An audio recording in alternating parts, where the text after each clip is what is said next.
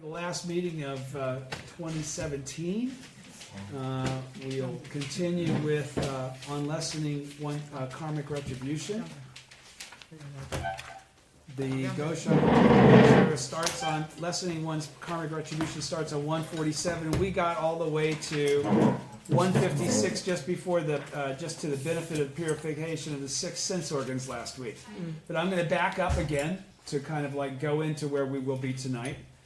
Start on the middle of page 155 in the first column where it says the blessings of the one vehicle. Okay, we ready? Yes. Okay. The blessings of the one vehicle constitutes the benefit of attaining Buddhahood. Everybody understands that, right? Okay, so lessening karmic retribution is not a simple settling of our karmic accounts. It implies a fundamental transformation of our lives, whereby we put a stop to the negative cycle of suffering and delusion and enter a new positive trajectory of happiness. And what did we say last week that was? Buddhahood. When we do so, we can savor in lifetime after lifetime the blessings of the worlds of humanity, heaven, voice hearers, cause awakened ones, bodhisattvas, and Buddhahood. In other words, lessening karmic retribution leads directly to the great path of attainment, of attaining Buddhahood. In that sense, when we lessen our karmic retribution, it doesn't merely mean zeroing out a minus balance, but rather that we effect a momentous change in the direction of our very eyes, shifting from a downward descent toward an infinite upward ascent, from a negative path to a positive one of genuine good. This is the power of the mystic law, which has the ability to transform the negative into the beneficial, to turn poison into medicine. Everybody understands that, right? It says the doctrine of lessening one's karmic retribution in Nichiren Buddhism is nothing other than the principle for redirecting our lives toward happiness right at this very moment, here, now, just as we are. And why? Why are we able to do that? Because no matter which of the 9 worlds we're in, it also contains Buddhahood, right? Based on the mutual possession. Similarly, transforming our karma, and this is the whole thing I was trying to get into before. Lessening your karmic retribution and Gan Ken-o Go are essentially the same effect. Similarly, transforming our karma is nothing other than changing those inner life tendencies that keep us trapped in negativity and unhappiness, and solidly putting ourselves on a positive path. And how is this accomplished? Chanting, but what does that actually do? It allows us to perceive our Buddha nature. In other words, that's the whole point, is to be able to perceive the fact that that the 10th world does exist, even though you're living in a 9-world reality, right? Okay, so therefore, the present moment in which we wage this struggle is vitally important. Why is that? I said that last week. Why is that the case? Therefore, the present moment? Because the present moment is all that exists in reality, right? In the opening of the eyes, Nichiren cites a passage from the Contemplation of the Mind Ground Sutra, which states, if you want to understand the causes that existed in the past, look at the results as they are manifested in the present. And if you want to understand what results will be manifested in the future, look at the causes that exist in the present. Our present is the result or effect of our past causes. And again, it's the only thing that is real, is this moment, right? At the same time, the present itself becomes the cause that will shape our future. The 3 existences, past, present, and future, all are all contained in the present, in this instant. Does everybody understand how's that so? Okay, the only thing that really exists is this moment, right? But what is this moment a reflection of? Something that has preceded it. We're talking about karma here, right? Yes. And this moment didn't just appear with nothing attached to it or for no reason, right? That's the point. And what is this moment? So this moment, while being the only thing that it exists in reality, okay, it reflects the past, as we just discussed, because you can see the karma in this moment, can't you? Life is eternal, so... Yes, but what is life made of? Life is eternal, but how does it exist? It only exists moment by moment by moment by moment by moment, if you're talking about incarnation. Okay, if you want to talk about non-substantiality, then you're talking about both sides of the coin. And yes, it's eternal from that perspective. But the only thing that you experience in the Sahe world, in a karmic state, is this moment. That's why it's so important to understand that this moment contains the past and the future. And the point that I'm trying to make is to see if you do understand how that's so. You understand this moment, right? The present. You understand that it contains what we just said is karma, right? So it contains the past moment as well, right? Yes. This moment is reflecting events in the past, right? At the same time, what he's trying to make sure you understand is that this moment also contains the future, Yes. right? Because you're making the cause, just as you had made karma in the past for this moment to exist, this moment also exists as a cause for the future, right? So he's saying, this is because pardon me, where am I? All are contained in the present, in this instant. Okay, so moment, instant, it's the same thing. Do you understand? The important thing is how we change our attitude or inner resolve at this moment. Okay? Because you can make a determination, but it's not worth anything until you actually start to do it, right? Right. So unless you take action in this moment, it's just more mind candy. Yeah. You know, there's nothing actually being created that's substantive. You may feel sentimentally, reinforced or feel inspired, but inspiration in the absence of action is idealism. Zero. Yeah. Okay? So he says, this is because we can freely create our future through our determination and action right at this very instant. Absolutely. Okay? Everybody's with me, right? Okay, so Nichiren's teaching of changing karma opens the way for a brilliant revolution of hope, freeing people from the predominant dark fatalistic view of karma or destiny. All right, now we go into where we left off last week. The benefit of the purification of the six sense organs in the gray box highlights, despite being abused and vilified, Bodhisattva Never Disparaging ceaselessly tried to convey the fundamental tenet of the Lotus Sutra, that all living beings possess the Buddha nature. As a result, he received the benefit of purifying his senses, achieving the indestructible and eternal life state of Buddhahood. Last bullet. Through this struggle to triumph over adversity and protect the law, he defeated ignorance, the source of negative karma. Now, does everybody understand what he's talking about there? He defeated ignorance. What is ignorance? When we talk about, whenever they're talking about ignorance, are they talking about you stupid, you can't even add 2 and 2? No. Okay, what are they talking about? People that are not awake. Huh? That you don't know. Again, ignorance is always fundamental darkness. Okay. Whenever you see the word ignorance being translated and used, he's really referring, whoever is using it is really referring to fundamental darkness. Okay? So he says, the source of negative karma. That's the kicker. That's when you know what they're talking about. Fundamental darkness, the devil of the sixth heaven, is the source of negative karma. Yeah. Do you understand? Right? All negative karma comes from what? Ultimately, its original impetus came from what? Slander of the law. Not devilish function, slander of the law. Devilish functions are an outflow of that. All right?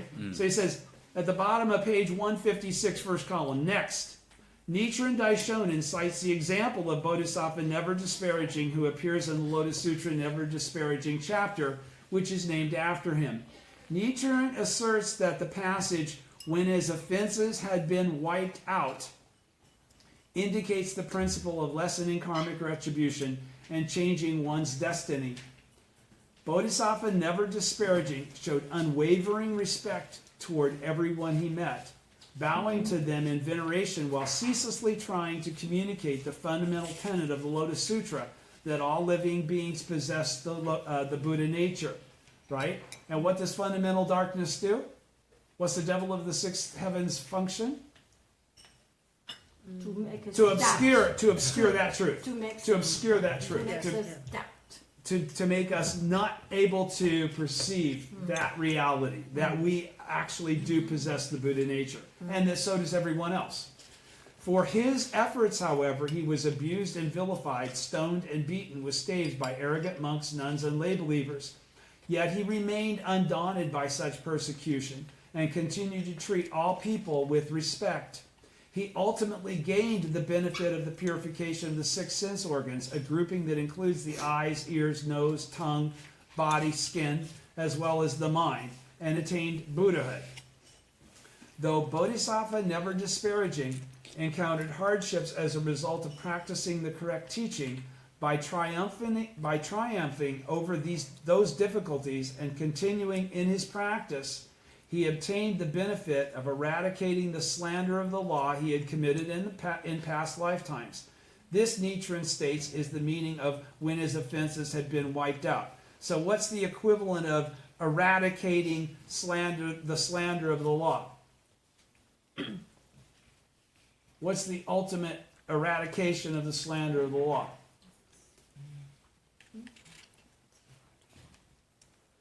Though Bodhisattva, never disparaging, encountered hardships as a result of practicing the correct teaching, by triumphing over those difficulties and continuing in his practice, he obtained the benefit of eradicating the slander of the law he had committed in past lifetimes.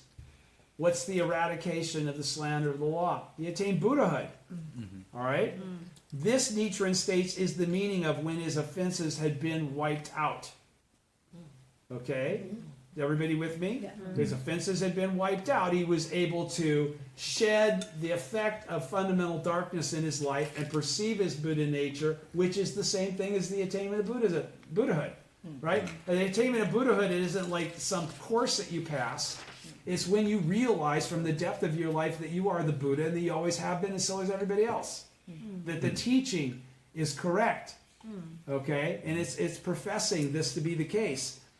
All right, so he continues. What kind of benefits then did Bodhisattva, never disparaging, receive when his offenses had been wiped out? As one benefit in his present lifetime, he attained the vibrant life force that is the hallmark of the purification of the 6 sense organs. This is said to have enabled him to perfectly understand the essence of the Lotus Sutra, and he was later reborn as Shakyamuni Buddha. So let's go back a couple sentences to that again. He says, as one benefit in his present lifetime, he attained the vibrant life force that is the hallmark of the purification of the 6 sense organs. What would that be? The life condition of Buddhahood. Yeah. In your present form, in the 9 worlds, right? Right. Okay.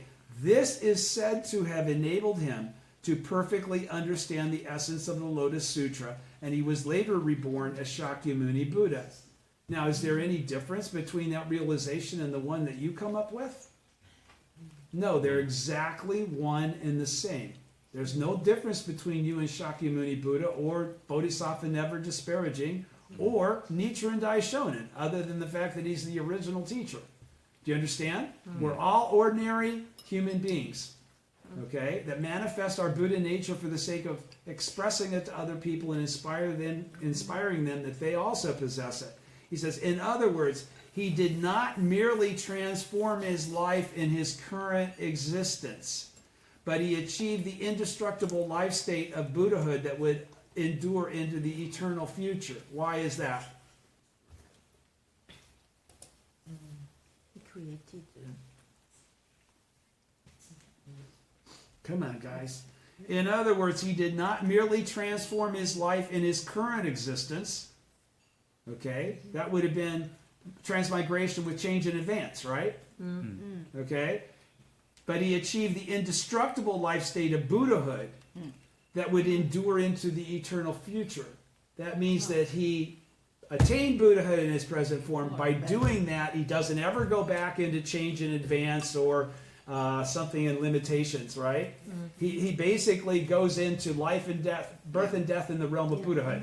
Right. Do you understand? Transmigration in the realm of Buddhahood. Just like us. Right, just like us when we do the same thing.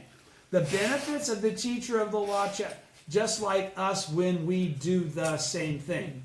Not just like us because we're us. When we do the same thing. Right. Do you understand that? Right. Mm-hmm. The benefits of the teacher of the law chapter of the Lotus Sutra outlines in detail the benefit of the purification for each of the 6 sense organs. You guys all remember all that stuff? Remember when we were going through the Lotus Sutra, and each chapter was like, each one of the 6 sense organs was purified. Everything in the 9 worlds is all clean and pure, was the bottom line, right? For example, eye benefits are described as follows. As a result of upholding and practicing the Lotus Sutra, our eyes, just as they are, gain the ability to view all that exists in the 1,000,000,000-fold world, including the great seas and Mount Sumeru. And even though we do not possess heavenly or divine eyes, we can see all living beings down as far as the world of hell and up to the summit of the world of heavenly beings, and also apprehend all their karmic causes and conditions, and the top of page 158, and the results or effects that await them. Okay? In other words, yeah, that sounded pretty metaphysical, didn't it? Yeah. Sort of like, hey, I turned into Superman. No. This is the point. Understand what it's saying in reality. It's talking about attaining Buddhahood. All right? And is there anything that's absent in the attainment of Buddhahood? No, it's all-encompassing. It's inclusive of all wisdom. The Buddha wisdom is wisdom at its ultimate state, right? Okay, so he says, in other words, we can understand. So even though that all sounded real spooky and weird, you could see everybody's karma and you knew what was going to happen to them and all this stuff that might make you feel like you're metaphysical, all that in a bag of chips. He says, in other words, we can understand the 1,000,000,000-fold world, which is what? What's the 1,000,000,000-fold world? Reality as it exists in the 9 worlds in the Sahe world, right? Okay. And clearly see the essence of our lives and those of others as if they were reflected in a clear mirror. What does that mean then? That's wisdom. That's Buddha wisdom. In other words, we can understand the 1,000,000,000-fold world and clearly see the essence of our lives and those of others as if they were reflected in a clear mirror. We become endowed with Buddha wisdom. That doesn't make us a supernatural, spooky person. It makes us a compassionate, wise Bodhisattva of the earth, a Buddha in actuality, in our present form. Do you understand? Because the people that we're going to come into contact with, we already have a dependent origination relationship with, right? It's not like we're meeting them for the first time. We're actually drawing on our innate Buddhahood to be able to perceive the things that are attacking them in this lifetime and put them on a course that helps them start in the same path that we've already been expressing with our life. All right? We get them to start chanting. When our eyes are purified, when we see with the undistorted vision of the enlightened Dharma nature, from which the impurities of ignorance have been cleansed, when we quit seeing people as anything other than their original state, when we quit labeling them with prejudices and ignorance that are born of some teaching outside of the Lotus Sutra, okay, we can understand which causes lead to happiness and which lead to suffering and misery. Okay? We didn't learn how to make a rocket ship. We just understand life. Do you understand? We understand our friends and families' suffering. We understand our own suffering. We understand the solutions to that suffering. We understand the right causes and the wrong causes to accomplish that. And we're capable of encouraging them just as the Buddha would. Do you understand? Okay, so he says, this enables us to turn any state of life within the 10 worlds from hell to Buddhahood into a wellspring of value creation. All right, now how would we be able to do that though? It says, this enables us to turn any state of life within the 10 worlds. So anyone, we could be in the highest condition of profound anattara samyak sambodhi, smile on our face, unafflicted by any of the karmic impediments that are facing us in the 9 worlds. But he's saying, from hell into a wellspring of value creation, we understand how to live in the Sahe world, okay, as Buddhists, that manifest in the 9 worlds. Do you understand? This isn't about becoming a supernatural, spooky person. This is maintaining your identity as an ordinary human being, but being a Buddha in your present form. Yes. Do you understand? He says, the benefit of the purification of the 6 sense organs attained by Bodhisattva never disparaging is the vigorous life force with which to withstand painful hardships. It's faith. Yes. Bodhisattva never disparaging was persecuted because he lived in an evil age. But throughout his ordeals, he never wavered in his belief in the Lotus Sutra and its teaching that all living beings possess the Buddha nature. Through his struggle to triumph over adversity and protect the law. Now again, why did all this occur? Why was he able to make this progress? Because He never gave up. Right. And he had faith yeah. to the last moment, right? Because remember, it was almost the last moment when everything changed. Right. Yes. All right? So he's saying, the benefit, I'm going to go back to the top of that paragraph again. The benefit of the purification of the 6 sense organs attained by Bodhisattva never disparaging, just like you and me, Right. is the vigorous life force with which to withstand painful hardships. We all know what that takes, right? Faith. Okay? Bodhisattva, never disparaging, was persecuted because he lived in an evil age, but throughout his ordeals, he never wavered in his belief in the Lotus Sutra and its teaching that all living beings possess the Buddha nature. Through his struggle to triumph over adversity and protect the law, he defeated the ignorance or darkness that is the fundamental source of negative karma, which is saying what? He defeated the devil of the 6th heaven. He defeated the karmic impediments that kept him from seeing the truth that he was the Buddha. Okay, the inability to believe in the Buddha nature of all people, including himself, and gained the benefit of purifying his senses, which brought forth his innate life force as an entity of the mystic law. Now, what does that mean? What did that say? And gained the benefit of purifying his 6 senses, which brought forth.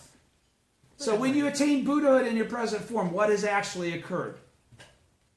It's the wisdom to overcome fundamental darkness. But in that process, you've purified your 6 sense organs because they're now all Buddha. They're all Buddha eyes, Buddha nose, Buddha mouth, Buddha skin. Do you understand? Buddha mind. Right? Okay, so he says, and which brought forth his innate life force as an entity of the mystic law. As an entity of the mystic law means as a Buddha. Right. Right? Everybody's with me. Yeah. Yes. Okay?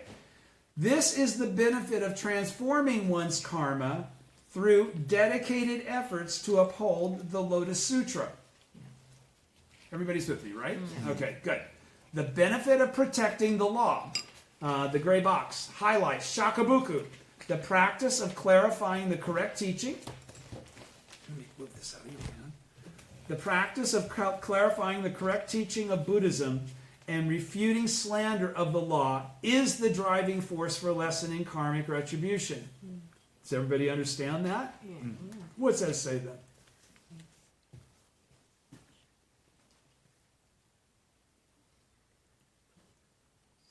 What's the driving force for lessening karmic retribution? The force is What is the what? Buddhahood. Yeah, but I'm saying, what is, again, Protect the law. right. The driving force for lessening karmic retribution is to protect the law in a direct manner, which is called Shakubuku. You're not doing shoju. You're not trying to gently take somebody along. You're refuting slander as it occurs. Right. Okay, you're showing the ultimate mercy by saying, no, that I don't quite go along with that. Okay, you don't just let it pass. All right. So he's saying Shakubuku, the practice of clarifying the correct teaching of Buddhism and refuting slander of the law. So in other words, identifying Nam-myoho Renge-kyo and then speaking up against anybody that says anything about that not being the case. So they try to say Nimbutsu, they try to say Shingon, they try to say whatever. You understand enough to be able to refute that, right? Efforts to defend the law and protect the Lotus Sutra necessitate battling the destructive influence of slandering the law. Okay, what does that mean? That means that ignorant people who have not overcome the fundamental influence of ignorance, the devil of the sixth heaven, will absolutely slander the correct teaching because they have no basis to be able to have the fortune to be able to receive and perceive it, right? And so you will always have to protect the law. Efforts to defend the law and protect the Lotus Sutra necessitate. What does necessitate mean? Make necessary. The battling the destructive influence of slandering the law. You get it? You don't get to become a Buddha by never running into anybody that is in opposition. You only become the Buddha by running into people that are in opposition. Do you understand? Do you understand? He's saying, once again, efforts to defend the law and protect the Lotus Sutra. If nobody's doing anything to slander it, what have you got to protect? What you know what I'm saying? Yes. In other words, we're a magnet for that. That's why we come into this world. All right? That's the battle. Okay? Then he talks about good and evil. He's talking about good, and there must be then evil. Right? Yes. So, you're battling evil. You're not just going, evil, stay away from me so I don't have to deal with you. Do you get it? You're diving into the cauldron of difficulty. But it's ignorance. It's their ignorance, but only you have the capacity, only the true teaching has the ability to correct that ignorance. What is ignorance? Darkness. No, what is ignorance? What's the definition of ignorance? Not knowing. Not knowing. Not possess. It's not possessing. Not knowing. It's not knowing. Okay? So, in defeating disbelief, which we were just speaking of, and slander, which comes from that disbelief, by not understanding what's correct and what's incorrect, we conquer the ignorance or darkness in our own lives. By doing so. Yeah, exactly. That's like Bodhisattva never disparaging, right? Pardon me. In defeating disbelief and slander, we conquer the ignorance or darkness in our own lives, manifest our innate life force as entities of the mystic law, manifest our innate Buddhahood, okay, and erase sufferings that stem from accumulated negative karma. Do you understand?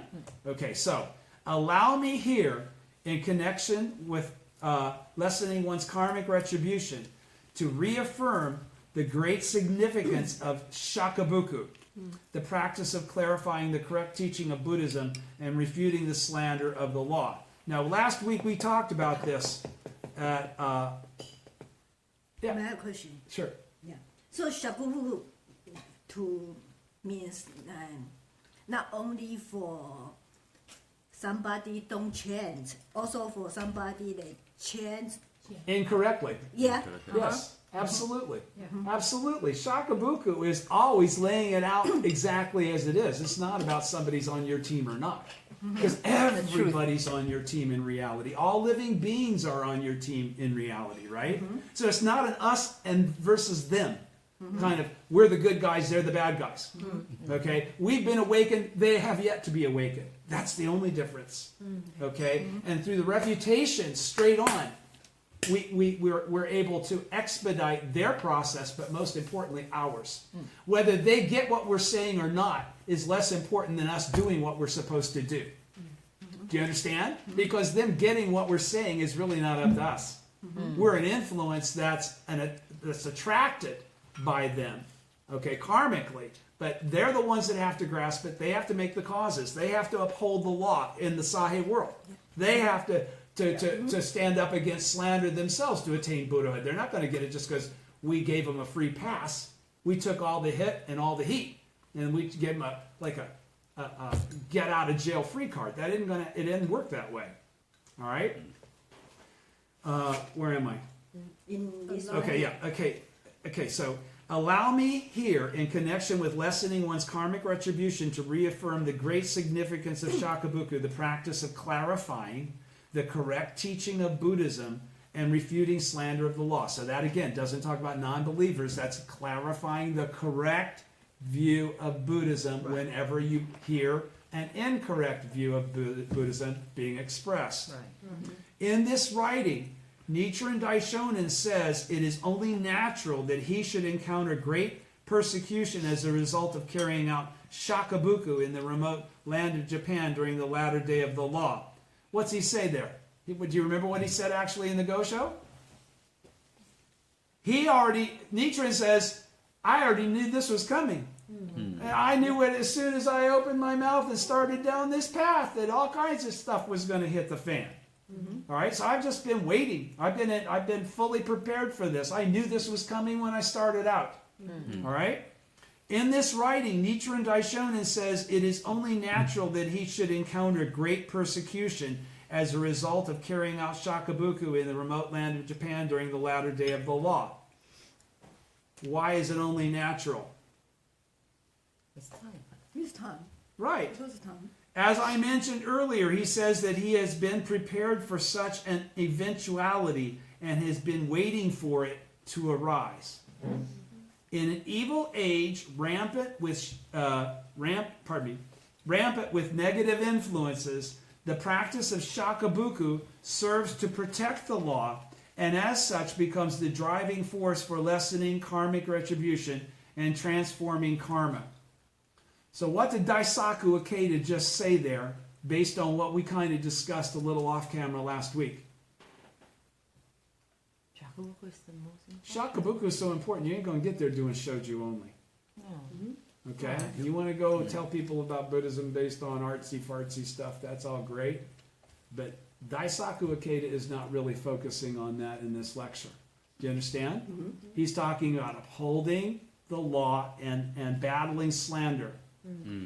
Nichiren clearly states that by conducting Shakubuku in the latter day, one can receive the benefit that accrues from protecting the law, namely that of lessening karmic retribution.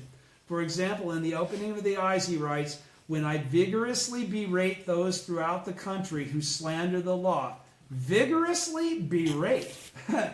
Okay, that's not casual. I don't quite agree with you. I meet with great difficulties. It must be that my actions in defending the law in this present life are calling forth retributions for the grave offenses of my past. If iron does not come into contact with fire, it remains black, but if it contacts fire, it turns red. If you place a log in a swift stream, waves will pile up like hills. If you disturb a sleeping lion, it will roar loudly. Okay? The latter day of the law is an age that abounds with negative influences and evil companions, as well as widespread slander of the Lotus Sutra. These all combine to exacerbate people's fundamental ignorance and cause them to lose sight of the Buddha nature. Okay? That exasperates people's fundamental ignorance, which is their fundamental darkness, the devil of the sixth heaven in their lives, right? Mm-hmm. And cause them to lose sight of the fact that they are Buddhas and so is everyone else. Mm-hmm. Efforts to defend the law, to protect the teachings of the Lotus Sutra, are therefore crucial and ultimately necessitate our battling the destructive influence of slander of the law pervading society. In other words, even the countless negative causes from past lives that have brought us painful retribution in the present are all in essence the result of ignorance of and disbelief in the mystic law. What did it just say there? In other words, page 159, what I just said a minute ago. In other words, even the countless negative causes from past lives. So even all of the accumulated karma that has not manifest, all right, from past lives that have brought us painful retribution in the present are all, in essence, the result of ignorance of and disbelief in the mystic law, slander of the mystic law, okay, fundamental darkness. Such ignorance and disbelief also lie at the root of all slander of the law. Do you understand? Therefore, so in other words, we don't have to constantly try and discern what was the cause that made this effect. You know from the effect what the essential cause was. Okay? You don't have to like go, oh, I held my face wrong, or I didn't turn on my turn signal. It's not that kind of thing. Do you understand? He's saying such ignorance and, pardon me, where am I? Okay. So therefore, through the benefit we obtain from our efforts to protect the law by defeating disbelief and slander, we can conquer the ignorance or darkness in our own lives. Do you understand what he's saying there? What's he saying there? We have to fight. Yeah, by doing Shakubuku, okay, by upholding and protecting the law, by expressing the correct teaching directly, we not only help the person that's the confused, slanderous individual that's actually a Buddha that doesn't understand it. In that same process of helping others, we help ourselves. Most importantly, more than them, we help ourselves. This is the thing that I'm trying to emphasize. Shakubuku is not some sort of selfless process of trying to teach others and, being willing to... No, you can never... The fortune contained within doing Shakubuku is so much greater. You can never, ever get even. The more Shakubuku you have, the more fortune that you gain. The more fortune that you gain, the more sense of devotion that you have. But it just continues to accumulate, right? It's exponential. And when we do so, our innate vibrant life force as an entity of the mystic law, the dynamic life force of Buddhahood, manifests, and we can erase sufferings that stem from accumulated negative karma. The concept of non-simultaneity of cause and effect explains the general idea of causality, in which karma from past lives manifests in our present existence.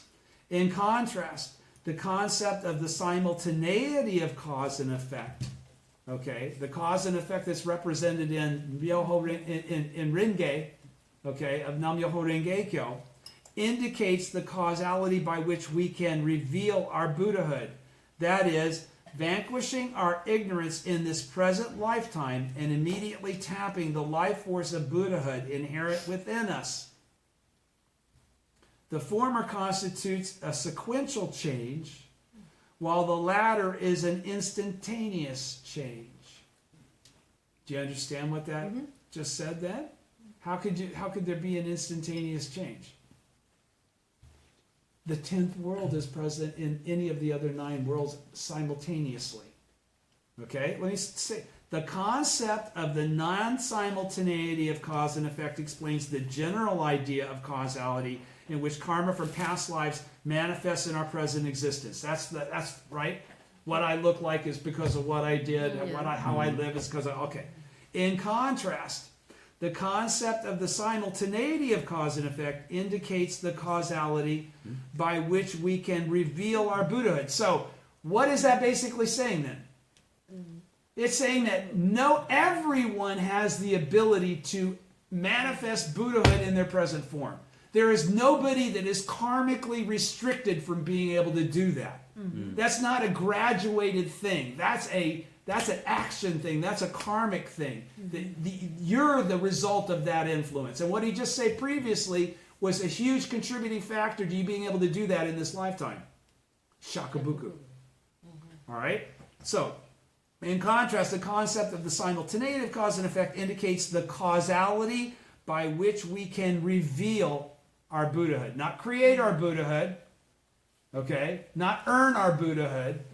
Reveal what's already been there, because that's what we were ignorant of. That was the point. Right. Do you understand? That is vanquishing our ignorance in this present lifetime and immediately tapping the life force of Buddhahood inherent within us. Anybody can do this. This isn't because you were a Bodhisattva of the earth for 10 lifetimes. This could be the first time you've encountered the law. You can still attain Buddhahood in your present form. And it happens in an instant. That's why he says the former constitutes a sequential change, while the latter is an instantaneous change. Do you understand? All right, everybody's with me, right? While the foregoing is an explanation of the principle of transforming one's karma, this same principle is expressed as lessening one's karmic retribution when the focus is on the degree of hardships one experiences. It's what I was trying to explain from the very beginning when I talked about Gan Keno Go versus lessening your karmic retribution. Okay? Essentially the same activity, but it's two different perspectives of that same activity. All right? All right. Efforts to protect the law, which bring us the benefit of changing our karma, are invariably accompanied by hardships. Now, what does invariably mean? Pretty much every damn time. Yeah. Okay? All right? That's invariably. If we persevere in such efforts, sternly rebuking slander of the law, sternly rebuking. What does rebuking mean? It means we're doing Shakubuku, frankly. Okay? Sternly rebuking slander of the law, it is natural that we will face attack from forces hostile to the Lotus Sutra, and that great persecution will arise. That's why the Daishonin says, I've been expecting this all along. Okay? We should also have that same understanding. That's the purpose of this lecture. Why is Daisaku Ikeda emphasizing this point? Because he knows if you really do what he's talking about, you are definitely going to meet adversity. Period. No one that attains Buddhahood in this lifetime doesn't. Period. It's part of the process of expressing your Buddha nature. In the absence of that adversity, you would not be motivated to do that. You'd just be sitting on a pillow on a lion's, on a whatever. One of those things from the Lotus Sutra, right? Sitting under the Bodhi tree or something. Even Bodhisattva never disparaging, who propagated the guiding tenet of the Lotus Sutra, underwent persecution in the form of being stoned and beaten with staves. But even this can be regarded as no more than light suffering compared with the heavy suffering he might otherwise have had to have undergo as retribution for unfathomable offenses committed in past lifetimes. This is called lessening one's karmic retribution. Let me get into that though. Okay, so does everybody remember the story of never disparaging? And who was he talking to? 4 kinds of believers, right? Okay, and when they stoned him and beat him with staves, did they just like nothing happened to them? No, their karmic retribution was for culpus. Okay, but they eventually hooked back up with him. All right, and all attained Buddhahood. Do you understand? So he's saying, but even this can be regarded as no more than light suffering compared with the heavy suffering, like those people he tried correcting. Okay? You know, being vilified or beaten with staves and stoned is much less than culpus. Right. Okay? That's the point. The heavy suffering he might have otherwise had to undergo as retribution for unfathomable offenses. Do you think any of those people, when they slandered the law while he was trying to show them that they were the Buddha, understood the level of the negative causes that they were making that were going to result in culpas of retribution? Absolutely not. Certainly had they understood that, they probably wouldn't have been doing any of that, right? Right. Okay, so he's saying unfathomable means that we can't understand those things in the absence of enlightenment. So we can make all kinds of slanderous bad causes and not think anything of them or even be aware that we are. All right? So he's saying, this principle is called lessening one's karmic retribution because by experiencing minor suffering, we can expiate negative karma that ought to have brought far greater suffering. And that is the actual definition of Tenju Kyojin. Transforming heavier karma into lighter karma. All right? Continuing, second column, page 160. Action is the direct path for changing our karma. What's the direct path for changing our karma? Action, not knowledge, not knowing. It's again, it's taking action. It's not feeling good. It's not, being in a nice mood. It's action, it's action, it's action. Highlights. In Buddhist practice, the important thing is that one's words and actions are in harmony. All right? That's a huge difference. A lot of people say things, Right. They don't and do it. then No action. there's really nothing that backs it up or follows it through. We're all guilty of that too from time to time, right? Okay, that's why we chant in front of the Gohonzon to come to the realization of, oh, Right. I'm not taking action. Nichiren selflessly strove to open the path to Buddhahood for all people. This passage reveals that Nichiren Daishonin's practice of Shakubuku is what it means to read and live the Lotus Sutra. So I guess you can't read and live the Lotus Sutra on shoju alone, brother. Right? This isn't what I say. This is what Daisaku Ikeda says. Yes. Okay? So when I said the things I said last week, it wasn't because I think I'm so smart. This is the teaching. All right? In Buddhist practice, the important thing is that one's words and actions are in harmony. In terms of the 6 stages of practice set forth by the great teacher Tentai of China, genuine practice only begins at the stage of perception and action when one's words and actions are the same. Are in sync, it says here, but are the same. Likewise, in Nichiren Buddhism, action is of key importance. In this writing, he points out that while it is relatively easy to recite the Lotus Sutra with letter-perfect accuracy, a form of Buddhist practice that many in Japanese society of the day prided themselves on, it is very difficult to conduct oneself exactly as the sutra teaches. You understand? You can do Gongyo perfectly, but if that's where your practice stops, that perfect Gongyo doesn't really count for that much. Okay?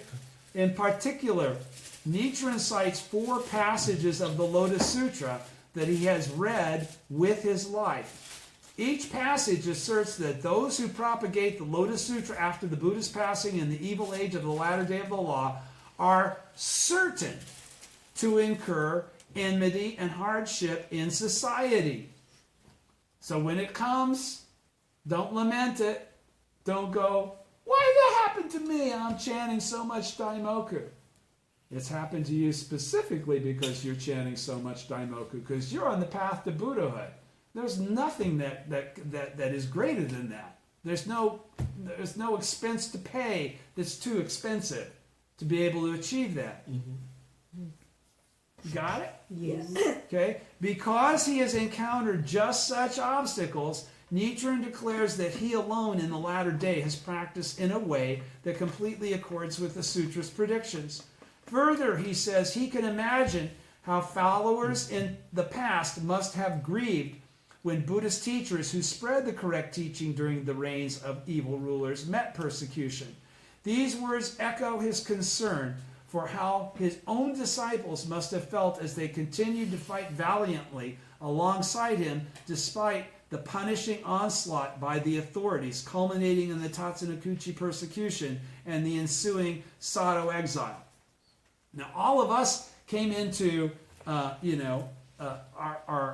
relationship with the Gohonzon and with this practice based on something much different than those believers. Okay, those believers were really out there. The teaching was being taught extemporaneously at that time. Okay, imagine all the difficulty that they actually had the faith to withstand. Those people like Shijo Kingo, those guys. I mean, I don't know that I would have done that. You know, I'm so lucky that I'm born in the latter day. Okay, because if I would have been on the front lines, I don't know if I could have hung. Okay, so he's saying further, he says, that's right. Okay, further, he says, he can imagine how followers in the past must have grieved when Buddhist teachers. Okay, these words echo his own concern for his own disciples and how they must have felt as they continued to fight valiantly alongside him despite the punishing onslaught by the authorities, culminating in the Tatsunokuchi persecution and the ensuing Sato exile.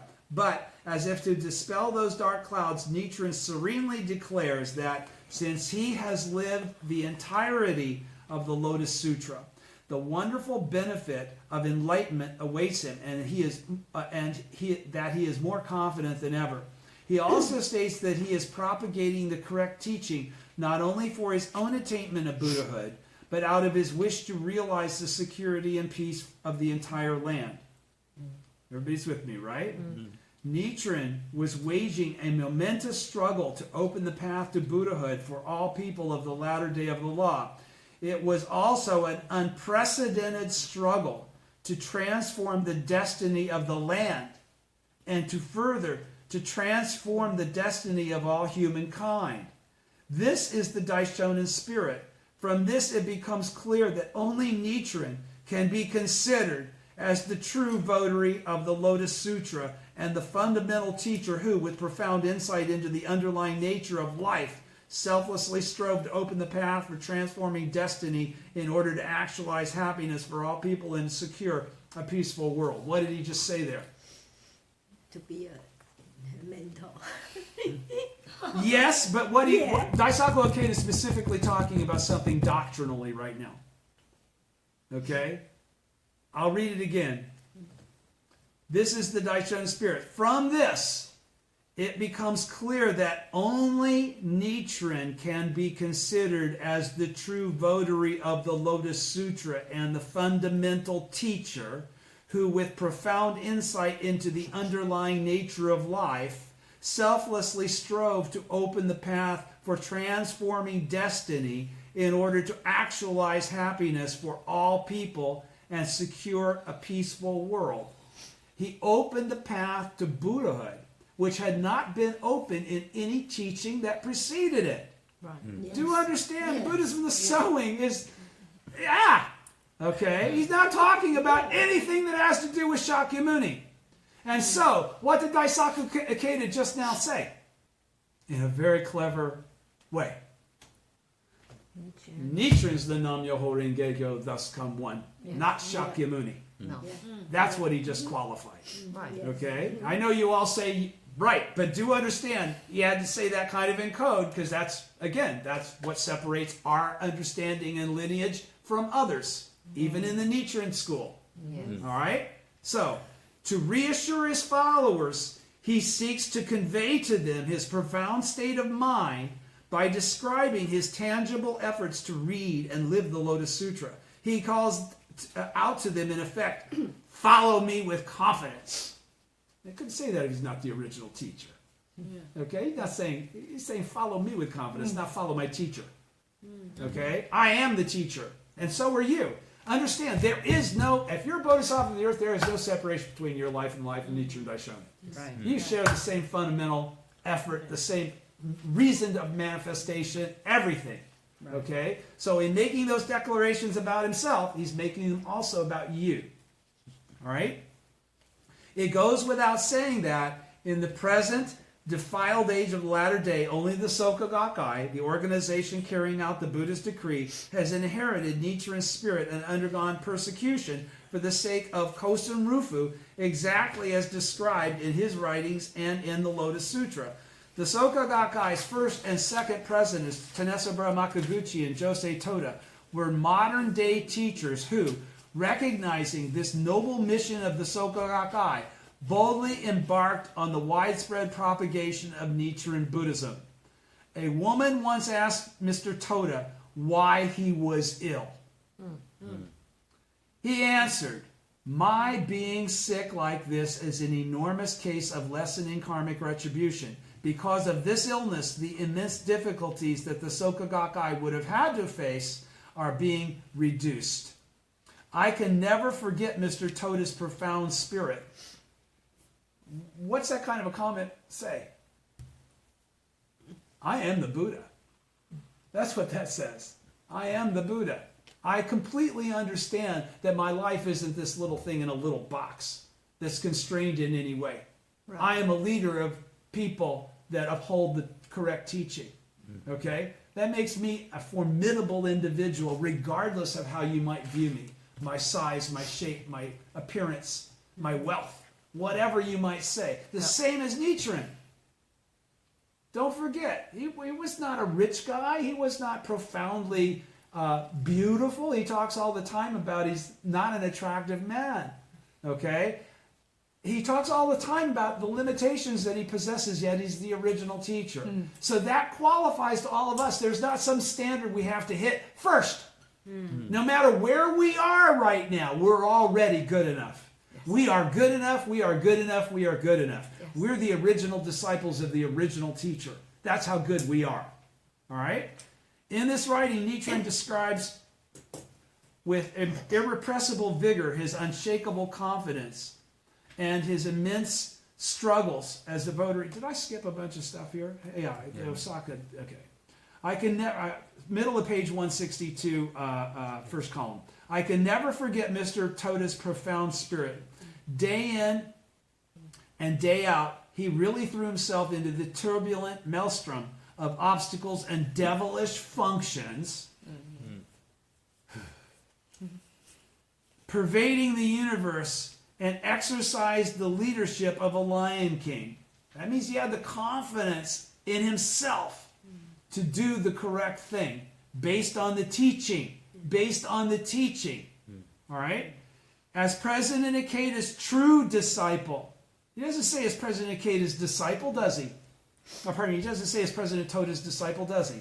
He says, as President Toda's true disciple, I have made steadfast efforts to protect the law, thereby opening the eternal path through which our members can transform their karma.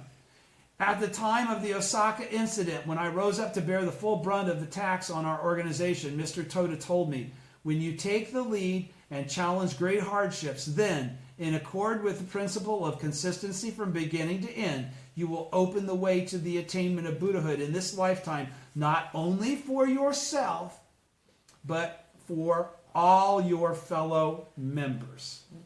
Today, countless members around the globe in 192 countries and territories are advancing with confidence, pride, and joy along the supreme path of transforming karma into mission. What is that? It's Ganken no Go. All right? And have shown victorious actual proof of changing poison into medicine through faith. Through faith. And what is faith always? Action. In the absence of action, the faith isn't really faith. Right. Okay? It's bullshit. It's wishful thinking. It's Right. not true faith when we talk about faith as we talk about faith in this practice. I believe there is no greater testament to the principle of lessening karmic retribution. Everybody's with me? Mm-hmm. In this writing, Nichiren describes with irrepressible vigor his unshakable confidence and his immense struggles as the votary of the Lotus Sutra. To me, each word and phrase seems to pulse with his passionate spirit, calling out to us, become strong like Nichiren, win together with Nichiren. As SGI members, we dedicate ourselves to Kosen-Rufu, widespread propagation, and strive wholeheartedly to help others change their karma while grappling head-on with our own karma. Nichiren's spirit lives in such noble actions, and such actions themselves enable us to live as Lion Kings, overflowing with unsurpassed happiness and fulfillment. Together, let's press onward to Kosen-Rufu. So goes a line from a refrain of a well-loved Soka Gakkai song. All of you, the infinitely precious members of the SGI, are challenging yourselves earnestly day in and day out to transform your own destiny and guide others to do the same. The heavenly deities cannot fail to rejoice and to protect you. Nichiren Daishonin would surely applaud you, and Mr. Makaguchi and Mr. Toda would also smilingly commend you. How are we doing on time? 58 minutes. Good. I'm going to take just a second longer because it's the 27th and we won't be here until 2018 again. So I'm going to go ahead and do the New Year's Gosho for us right now. Real quick. This is only like a one-pager, right? Okay, so the New Year's Gosho, what's the New Year's Gosho significant of?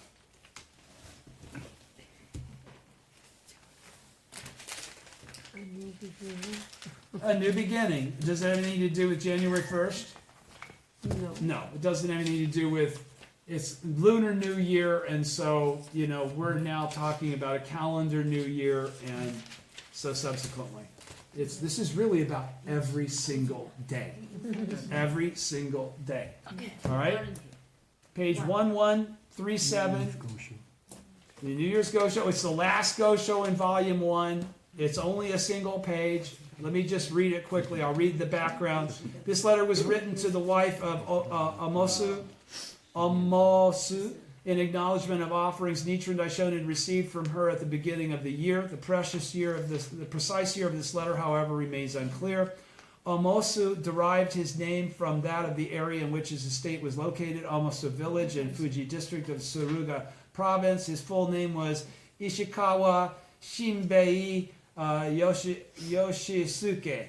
His wife was the elder sister of Nanjo Tokimitsu. In this letter, Nichiren Daishonin explains the operative principle of the 10 worlds in a simple, poetic way, revealing that both Buddhahood and hell exist within the life of each individual. A person with a heart full of hatred experiences the world of hell. A person with faith in the Lotus Sutra experiences the world of Buddhahood. Page 1137, New Year's Gosho. I have received 100 slabs of steamed rice cake and a basket of fruit. New Year's Day marks the first day, the first month, the beginning of the year, and the start of spring. So it is each and every single day. Each and every day is the first day of the rest of your life, right? Yeah. Right. A person who celebrates this day will accumulate virtue and be loved by all, just as the moon becomes full gradually, moving from east to west, and as sun shines more brightly, traveling from west to east, and as sun shines more brightly, traveling from east to west. First of all, as to the question of where exactly hell and the Buddha exist, one sutra states that hell exists underground, and another sutra says that the Buddha is in the west. Closer examination, however, reveals that both exist in our 5-foot body. This must be true because hell is in the heart of a person who inwardly despises his father and disregards his mother. It is like the lotus seed, which contains both blossom and fruit. In the same way, the Buddha dwells within our hearts. For example, flint has the potential to produce fire, and gems have intrinsic value. We ordinary people can see neither our own eyelashes, which are so close, nor the heavens in the distance. Likewise, we do not see that the Buddha exists in our own hearts. You may question how it is that the Buddha can reside within us, when our bodies, originating from our parents' sperm and blood, are the source of the 3 poisons and the seed of carnal desires. But repeated consideration assures us of the truth of this matter. It's in you. The pure lotus flower blooms out of the muddy pond. The fragrant sandalwood grows from the soil. The graceful cherry blossoms come forth from trees. The beautiful young Kui Fei was born of a woman of low station, and the moon rises from behind the mountains to shed light on them. Misfortune comes from one's mouth and ruins one, but fortune comes from one's heart, and makes one's respect worthy. And when he says comes from one's heart, he's talking about action. Comes from one's actions. That's what reveals your heart, right? The sincerity of making offerings to the Lotus Sutra at the beginning of the new year is like cherry blossoms blooming from trees, a lotus unfolding in a pond, sandalwood leaves unfurling on the snow mountains, or the moon beginning to rise. Now Japan, in becoming an enemy of the Lotus Sutra, has invited misfortune from 1,000 miles away. In light of this, it is clear that those who now believe in the Lotus Sutra will gather fortune from 10,000 miles away. The shadow is cast by the form, and just as the shadow follows the form, misfortune will befall the country whose people are hostile to the Lotus Sutra. The believers in the Lotus Sutra, on the other hand, are like the sandalwood with its fragrance. I will write you again. Nichiren, on the 5th day of the first month. Reply to the wife, Amosu. Thank you very much. Have a great 2018. We'll see you all there. Thank you. Bye.